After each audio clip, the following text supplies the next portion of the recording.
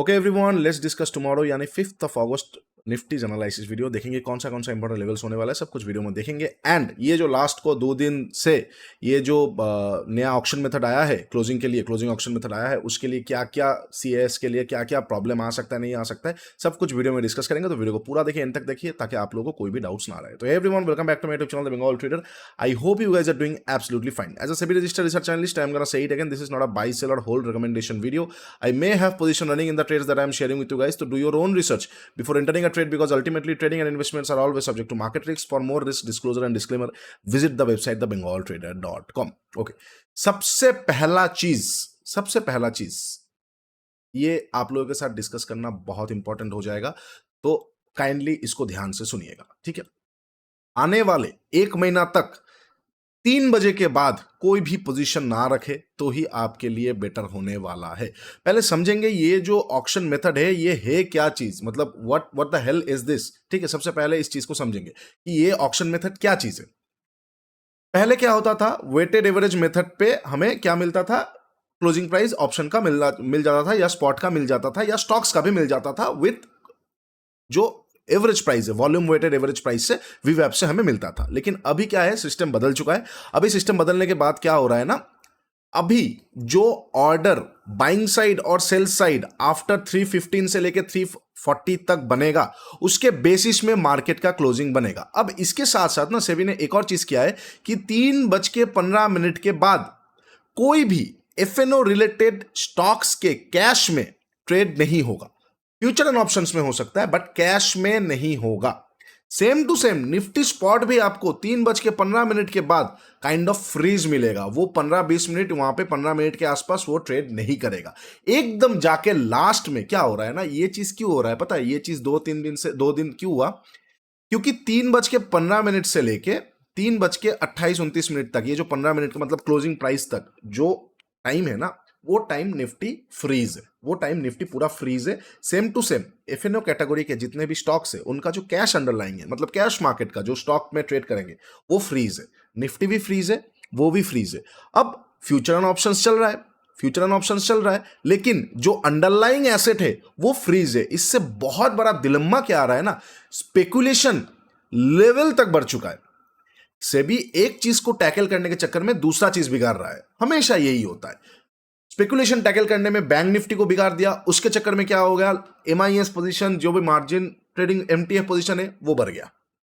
Same to same ये जगह में क्यों ये चीज कर रहा है ना, ये चीज को क्यों किया गया, बिकॉज जेन स्ट्रीट का आप लोगों को सबको याद है क्या होता है ना, बड़ा पैसा जो होता है ना 3:29 पे, 3:29 पे बड़ा पैसा डंप कर देता है। इससे क्या होता है ना, प्राइस का जो क्लोजिंग है वो मैनिपुलेटेड थोड़ा बहुत हो जाता है। Suppose Nifty is trading around hair और यहां पे बाइंग ऑर्डर बहुत बड़ा पोजीशन डाल दिया, तो काइंड ऑफ निफ्टी का क्लोजिंग यहां पे हो गया। अब बहुत बड़ा बाइंग पोजीशन के साथ साथ ऑप्शंस का भी पोजीशन हुआ होगा, हेज किया होगा। मतलब मान के चलो, मैं आपको एक एग्जांपल समझाता हूं कि निफ्टी यहां पे चल रहा है, ठीक है। निफ्टी ये जगह के आसपास चल रहा है। अच्छा, ये जगह के आसपास माफ कीजिए, निफ्टी ये जगह के आसपास चल रहा है। अब यहां के आसपास क्लोजिंग हो सकता है, क्योंकि निफ्टी 3:25 तक यहां पे है। लेकिन एक बड़ा प्लेयर आके क्या कर दिया, यहां का ये जब निफ्टी यहां पे है, सारे ये जगह का आउट ऑफ द मनी का जितना भी पुट है सब खरीद लिया, करोड़ों रुपए का माल खरीद लिया, और यहां पे एक बड़ा पोजीशन पे फ्यूचर में सेल ऑर्डर डाल दिया।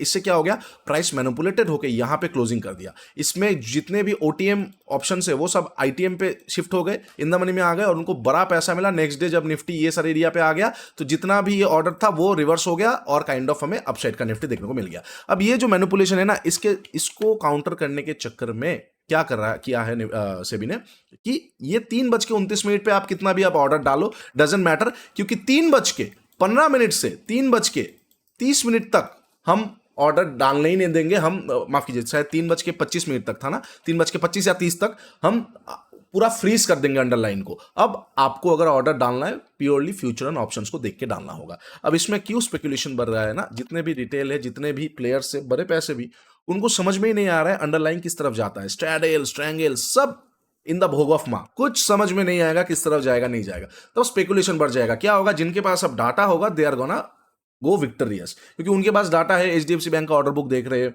एसबीआई का, निफ्टी 50 का, मेजर चीजों का ऑर्डर बुक देख रहे हैं, कहां पे डिमांड सप्लाई आ रहा है, उस बेसिस पे वहां पे पैसा डाला जा रहा है। Now this is very very problematic to handle, क्योंकि आज निफ्टी का एक्सपायरी था, जब मार्केट ये एरिया के आसपास था तब 24,400 का कॉल अराउंड 90 रुपीज चल रहा था। 3 बज गया, 3:03:15 तक मार्केट ट्रेड हुआ, लेकिन 1 रुपए भी डीके की तरफ नहीं गया। मार्केट स्टेबल है, मतलब एक्सपायरी नहीं, नॉर्मल दिन लग रहा है। उसके बाद मार्केट यहाँ पे गया और वही कॉल ऑप्शन 200 के ऊपर जाके क्लोज किया। Now this is very dangerous for retail traders. I don't know how this system is going to be, कैसे हम इस सिस्टम को काइंड ऑफ टैकल कर पाएंगे, we have no idea. But इसीलिए मैं आपको बोल रहा हूं कि कुछ दिन रुक जाइए। ये पहला एक्सपायरी है ये सिस्टम पे, पहला मंथली एक्सपायरी भी आएगा ये सिस्टम पे। कैसे क्या होगा, मतलब डोंट गेट शॉक्ड अगर मंथली एक्सपायरी में आपको एक कैंडल 500 पॉइंट का देखने को मिलेगा, क्योंकि 15 मिनट मार्केट जो अंडरलाइंग है वो बंद है, और उसके बाद डायरेक्ट जब मार्केट में ऑर्डर सारा चीजें हो चुका है तब अचानक से 500 पॉइंट का एक कैंडल देखने को मिल गया। दीज आर, अब ये मुश्किल होने वाला है। हाँ ठीक है, यूएसए में भी ये सिस्टम है, बट उनका चीजें नजाकत से हो रहा है, हमारे यहाँ पे पता नहीं कैसे क्या क्या चीजें हो रहा है। तो it is very very problematic for us. Okay, तो इस केसेस में मैं आपको यही सजेस्ट करूंगा, आने वाले 2 महीने के आसपास, आने वाले 2 महीने तक, up to 2 month, until and unless you have a system to tackle this, हम रिसर्च कर रहे हैं इसके ऊपर।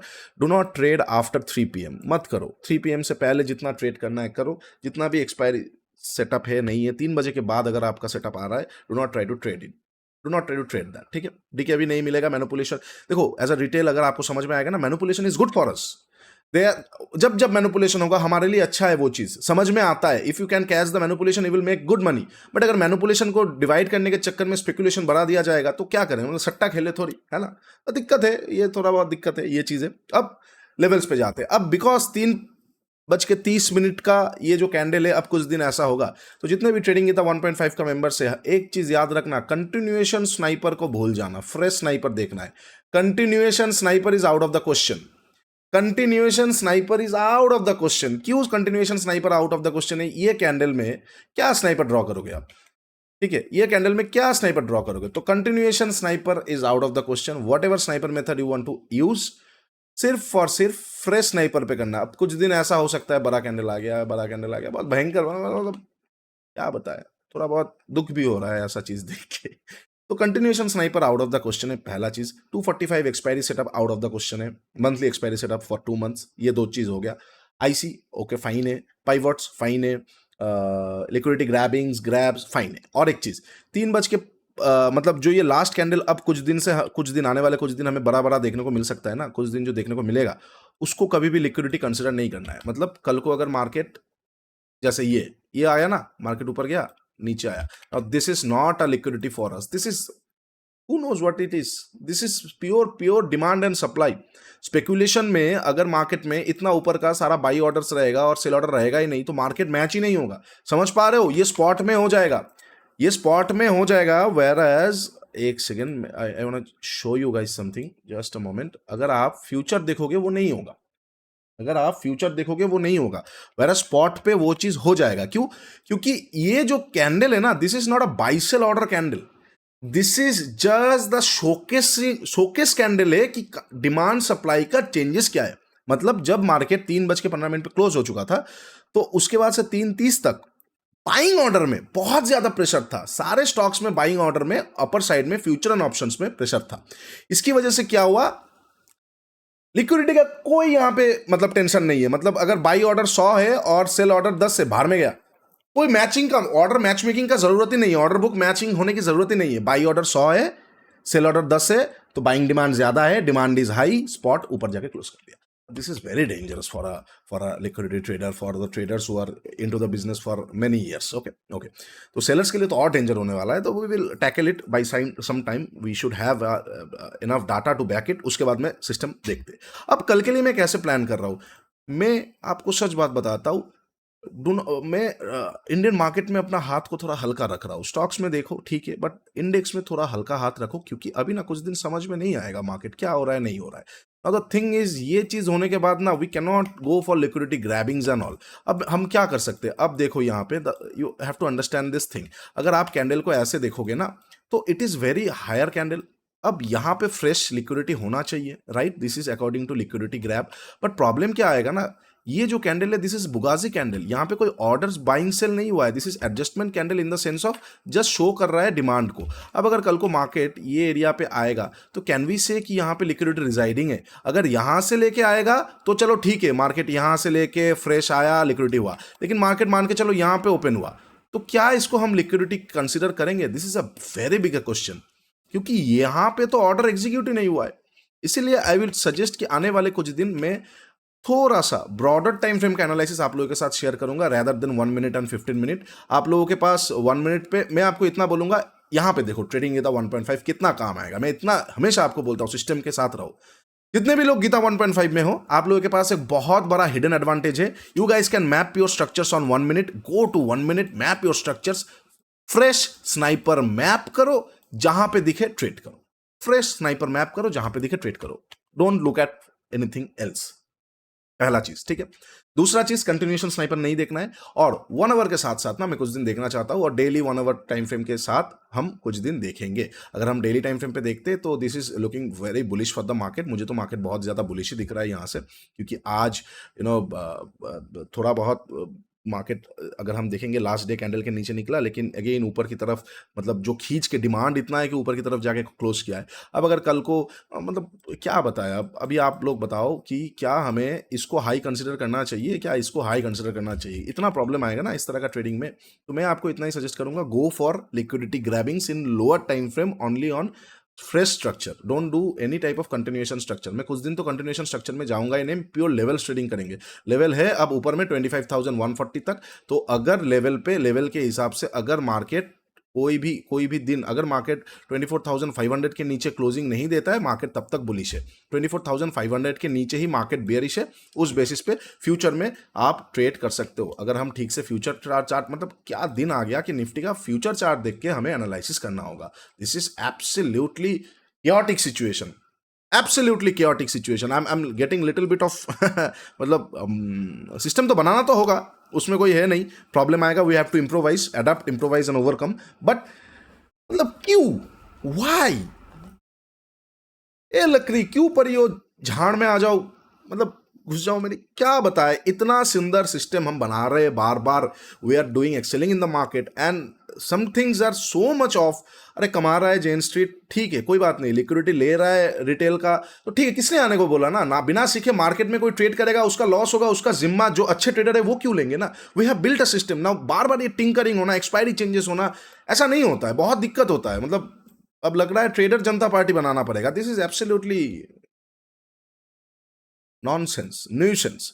एनीवे, तो फ्यूचर का चार्ट को देख के हमें देखना पड़ेगा, नीचे की तरफ बहुत बड़ा बड़ा इनएफिशिएंसी है। हालांकि फ्यूचर का चार्ट में इनएफिशिएंसीज आर नेवर कैलकुलेटेड, तो बट ठीक है, स्पॉट में भी इनएफिशिएंसी है तो चलो चलेगा, स्पॉट पे इनएफिशिएंसी है, it can be a good demand. तो इतना बड़ा जोन अब निकाल के ट्रेड करना पड़ेगा। मैं आपको बोलूंगा, मैं तो कुछ दिन हल्का हाथ रख रहा हूँ, मैं एकदम नया सिस्टम जब तक नहीं बनेगा मेरा पूरा, मैं 1 हफ्ते का डाटा लूंगा, 2 हफ्ते का डाटा लूंगा, मंथली एक्सपायरी के साथ डाटा को कंबाइन करूंगा, उसके बाद आई am gonna present a new system. That's all for me, that's completely fine for me, okay. अच्छा, तो अब ऊपर की तरफ अगर हम नीचे की तरफ देखते हैं, तो जब तक मार्केट 25,500 के नीचे क्लोजिंग नहीं देगा तब तक market can not proceed towards 24,100।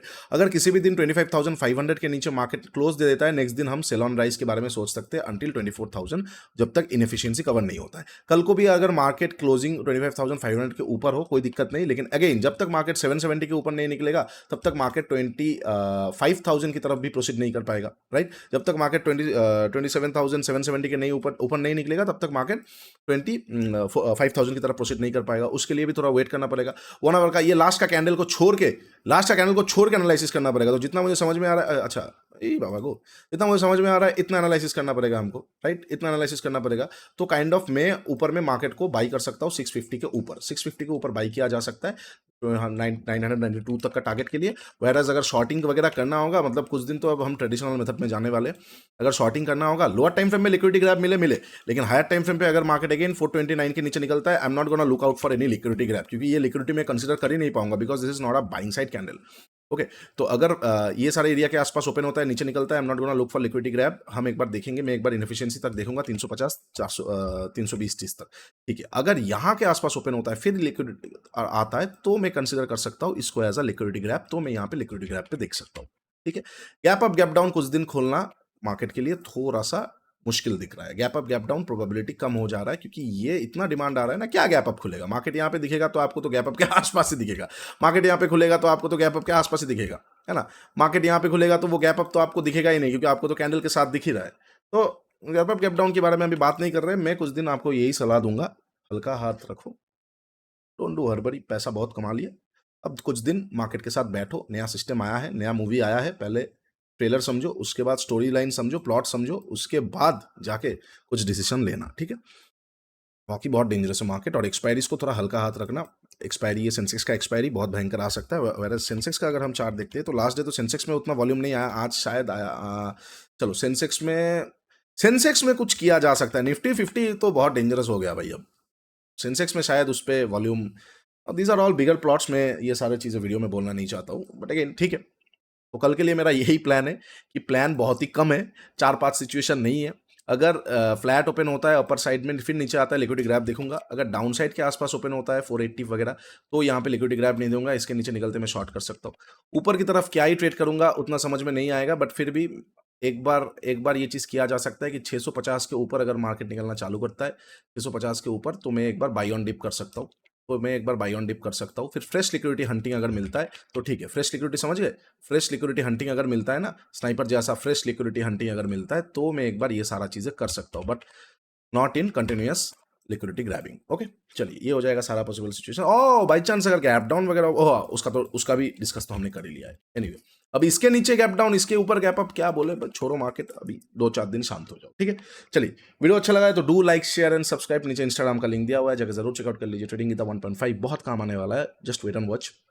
जो सिस्टम हमने बनाया है, we will be getting defensive in the mood, but हमारे पास वो ढाल है कि हम कंटिन्यूएशन स्ट्रक्चर को ना देख के फ्रेश स्ट्रक्चर को ऐड करके चीज़ें एलटीएफ में कर पाएंगे। Go and check it out, आप लोगों को बहुत अच्छा लगेगा। 7 महीने का ऑफर चल रहा है, you guys will love it. उसके साथ साथ Tradscribe.in, India's smartest trading journal ever, is free for you guys. Go and journal your trades. And if you want to trade on crypto and gold, now it will be very interesting to trade on crypto and gold. Go, नीचे shark exchange का link है, go and open your account. 10 अगस्त से competition आने वाला है, सब कुछ details आ जाएगा। Trade on gold and crypto for few days until this storm, मतलब ये जो हवा है ये थोड़ा हल्का ना हो जाए, ठीक है? चलिए, आज के लिए इतना, टेक केयर, बाय बाय। तब तक के लिए ट्रेड स्मार्टली।